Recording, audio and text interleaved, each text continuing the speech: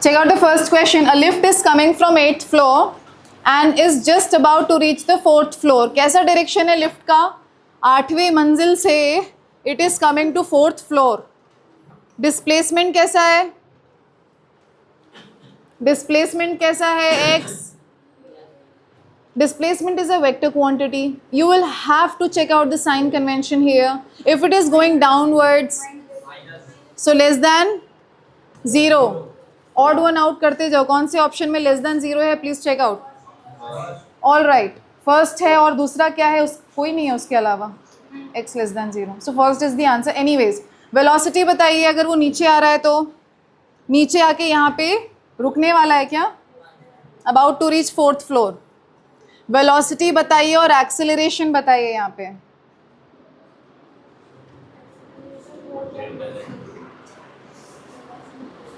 यहाँ पे आके ये लिफ्ट जो है रुकने वाली है, तो एक्सेलरेशन और वेलोसिटी दोनों ऑपोजिट होने वाला है. इतना पता है हमको. अगर रुकने वाली है इसका मतलब एक्सेलरेशन ज़्यादा है. Use your brains. अगर गाड़ी लिफ्ट कुछ भी है वो रुकने वाली है, इसका मतलब एक्सेलरेशन ज़्यादा अप्लाई किया तभी तो फाइनली वो रुक गई है ना. तो acceleration would be greater than 0. इसका मतलब velocity has to be opposite, less than 0. Logical questions. ठीक है. First option, first one. Second one try करिए. Two identical balls are shot upward one after another at interval of 2 seconds along the same vertical line with same initial velocity 40 meter per second. Question पढ़िए अपने आप. Diagram, try to focus on the diagram. आपसे पूछा क्या है? आपसे क्या पूछा हुआ है? ये ग्राउंड फ्रेम है. यहाँ से पहले एक बॉल को शूट किया और उसके 2 सेकेंड बाद दूसरी बॉल को शूट किया. अगर ये time t is equal to 0 seconds में शूट किया तो ये वाला time is equal to t, 0 नहीं लेते हैं, t लेते हैं, और ये वाला कितना होगा? t minus 2 seconds. क्या ये लॉजिक क्लियर है? अगर ये कुछ t सेकेंड में शूट किया तो ये ऑब्वियसली 2 सेकेंड बाद शूट किया, तो इसका क्या होगा? t minus 2 seconds. क्या है उन दोनों की वेलोसिटी? 40 मीटर पर सेकेंड, 40 मीटर पर सेकेंड. ओके, क्या ये ठीक है? पूछा हुआ है कि मैक्सिमम हाइट. क्या पूछा हुआ है? हाइट. ओके, मैक्सिमम हाइट कितनी है यहाँ पे? नहीं दिया, लेकिन दोनों की वेलोसिटी सेम है. इसका मतलब दोनों के दोनों सेम हाइट तक पहुंचेंगे. टाइम का डिफरेंस जरूर होगा पर हाइट क्या होगी? सेम. ये है अप्रोच. इसमें क्या सेम है? उनको इक्वेट कर दो. सिंपल. दोनों का अगर S1 और S2 सेम आने वाला है तो can we do S1 is equal to S2? This is the approach in this question. पहले देखो कि क्या गिवन है, फिर देखो क्या पूछा हुआ है. S का फॉर्मूला क्या है? S का फॉर्मूला क्या है? बाकी बोर्ड में देखो. S is equal to ut plus half AT square. Ball किस तरफ जा रही है? अपवर्ड. एक्सेलरेशन क्या होगा? नेगेटिव.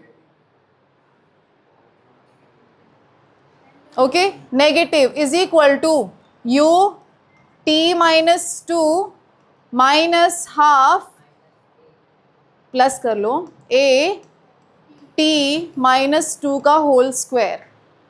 क्वेश्चन खत्म. बस इतना ही था. u की जगह पे आप पुट कर सकते हो. टाइम आपको निकालना है ना? t आपको निकालना है. क्या हम ऐसे कर सकते हैं सॉल्व? एक t है और एक t माइनस 2 है. बात खत्म. u दिया हुआ है तुमको. डिस्टेंस सेम है क्योंकि उसी हाइट, उसी वेलोसिटी से फेंका गया तो वो हाइट सेम होने वाला है. Can you do it? Have you understood the question? Read the question again, figure out the solution after that. यहाँ पे क्या है? ये 40t माइनस हाफ, g की value 10 t square is equal to 40t minus 2 minus half into 10 a square plus b square plus minus 4t. इसको solve करो, t की value निकालो. अब तो करो, डायग्राम ड्रॉ करो. This is a fair question, not in the rough. Fair question. Draw the diagram. 40t minus 5t square is equal to 40t minus 80 minus 5t square direct करते हैं, minus 5t square minus 20 plus 20t.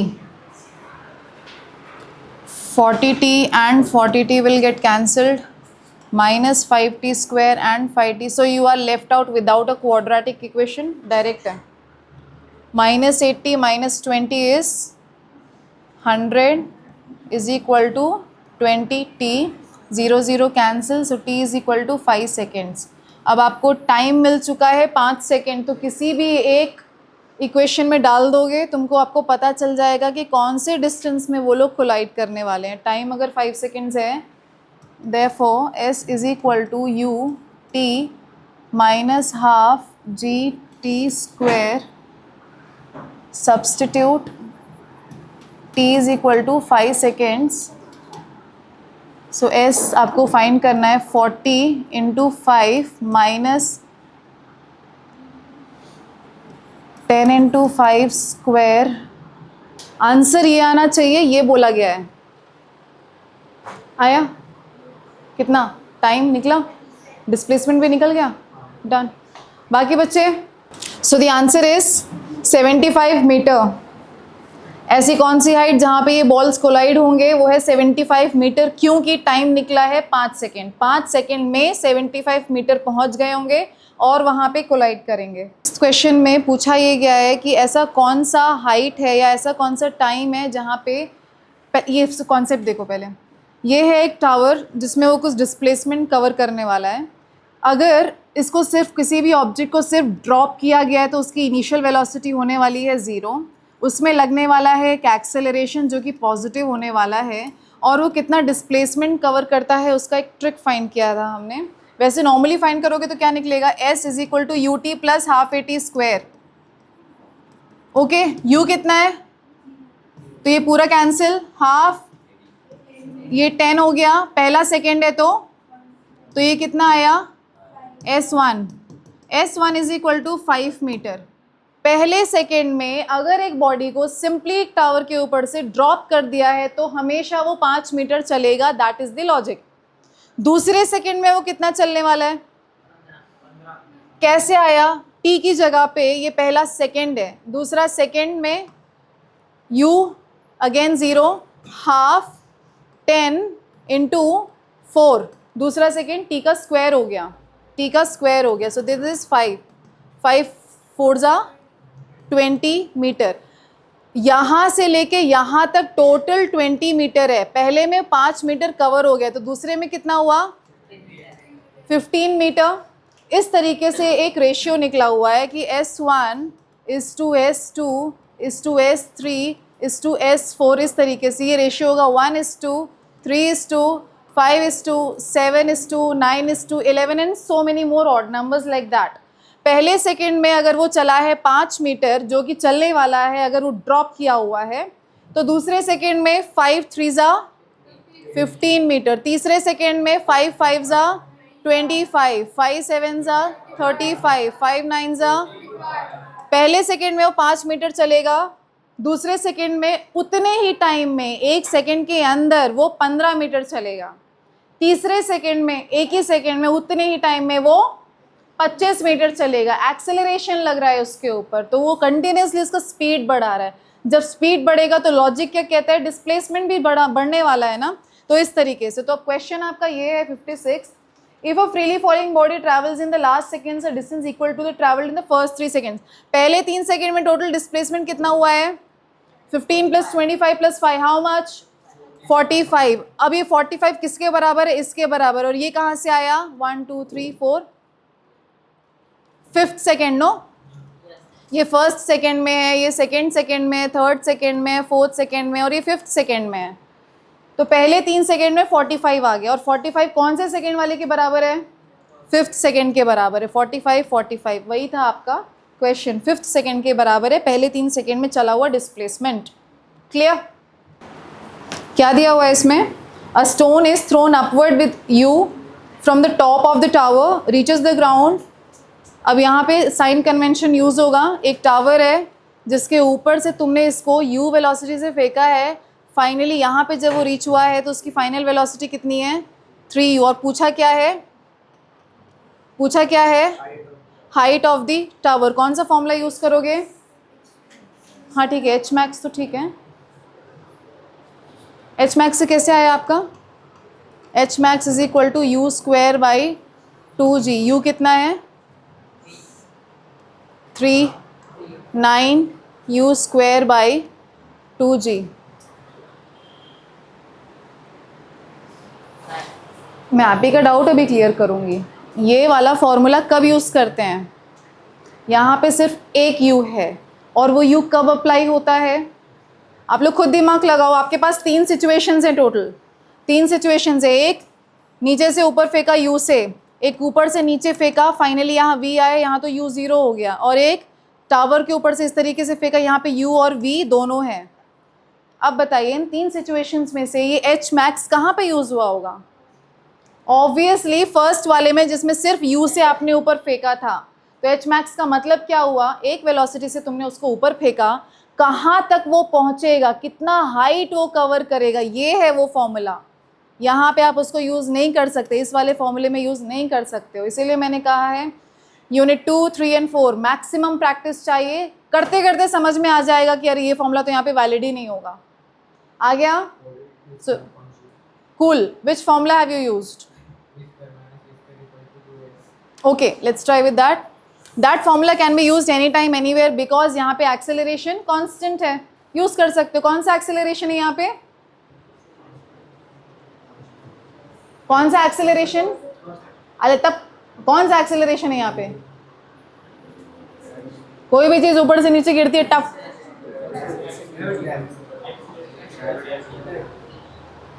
Acceleration due to, so इन्होंने use किया v square minus you square is equal to 2a into, इनको g कर दो क्योंकि ये motion under gravity है, और इसको h कर दो। हमें फाइंड करना है h।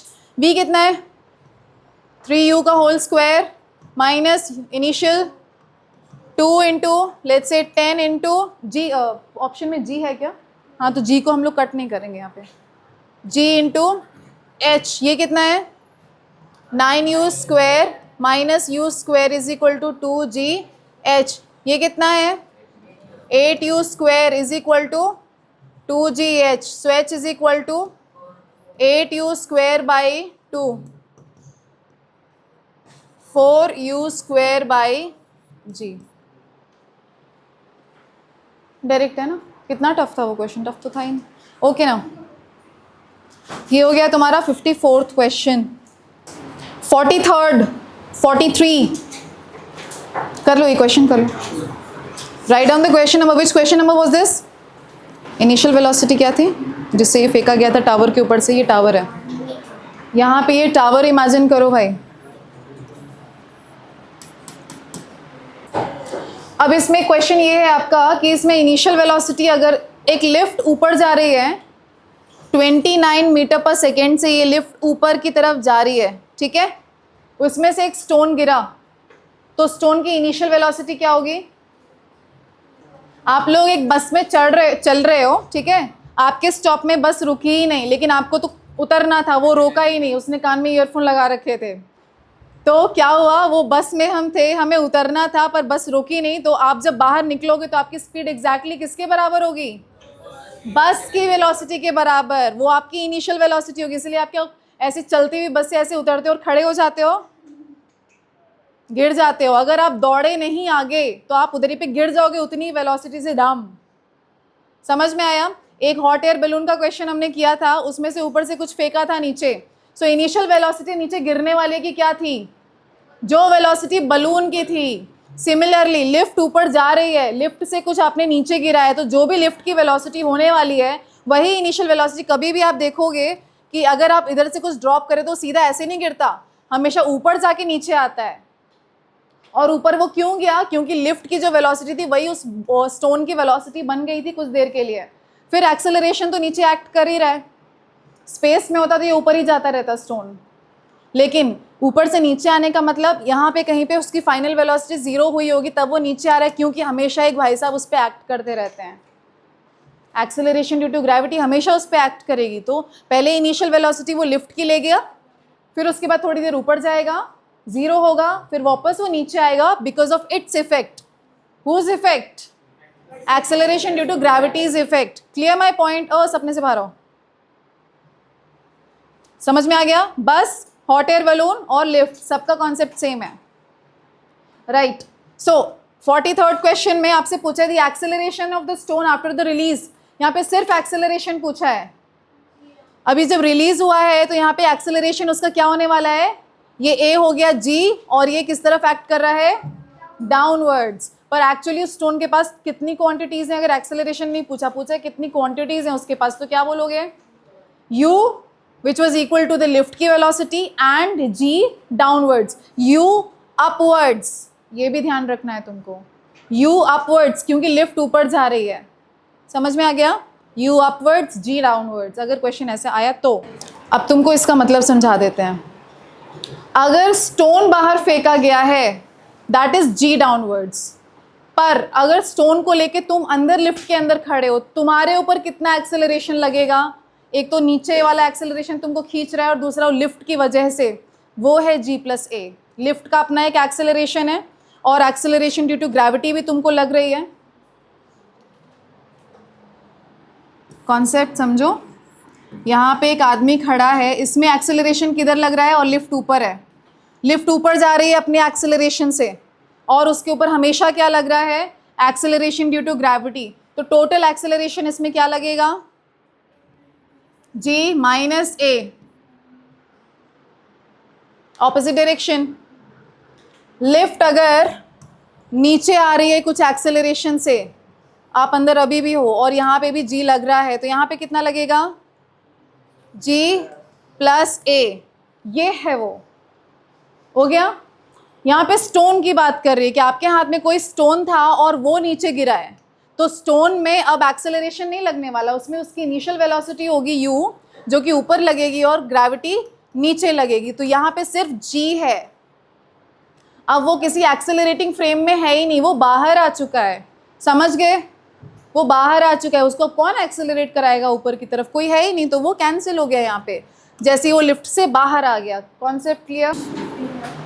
Rain and cyclist. यहाँ पे रेन भी एक एंगल में हो रही है और साइकिल वाला भी पहाड़ में चल रहा है, एक एंगल में चल रहा है। आपको आपका रिक्वायरमेंट क्या है? आपका रिक्वायरमेंट है जो भी डाउनवर्ड होगा उसकी ज़रूरत है आपको, और यहाँ पे जो भी अपवर्ड होगा उसका, क्योंकि यहाँ पे velocity of let's say man with respect to rain and rain velocity of rain with respect to the ground तो दिया हुआ है। आपको ये वाला चाहिए कंपोनेंट, आपको इसको रिजॉल्व करना है। ट्राई करो, कल हम करेंगे, ठीक है? आपको horizontal vertical upward and vertically downward को आपको यूज़ करना है।